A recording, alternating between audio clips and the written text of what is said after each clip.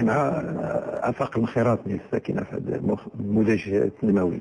اليوم يعني كما جاء في مداخلة الأستاذ جرين، من أجل التوصل إلى حل نهائي سياسي متفق عليه، وكما جاء سؤالكم اليوم كما قلت هناك جيل جديد من الشباب في الصحراء، وهذا الجيل الجديد صراحة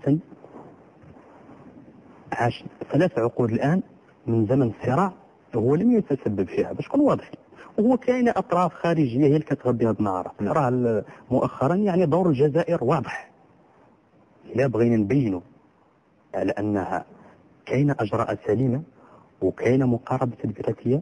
أول شيء بغض النظر عن الفلوس راه من 75 كتركب في الصحراء وفين ما كنعرفوا فين تمشي.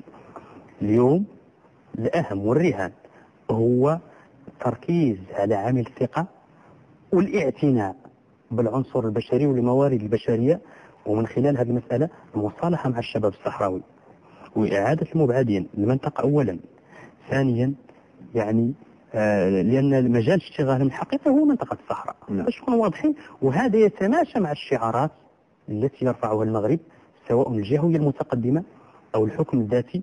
وهذا المشروع، هذا الحكم الذاتي هي ماشي شعارات، واقع هذا واقع. يعني المشروع الحكم الذاتي اليوم إذا بغينا نبينوا عن حسن النوايا نبداو حنا كطرف في الأجراء والتنزيل السليم ديالو، وكنعتبروا على أنه حنا كجيل جديد من الشباب على أن هذا هو شكل من أشكال تقرير المصير، وهو الحل السلمي اللي يضمن ويجنب المنطقة كوارث، يعني كوارث اللي ممكن تسبب في مآسي اجتماعية. وإحنا اليوم أهم شيء عندنا هو الجانب الإنساني في الصراع، وخاص الجميع. هذه مناشدة لجميع الأطراف سواء المسؤولين المغاربة سواء حكام الجزائر سواء قيادة البوليزاريو.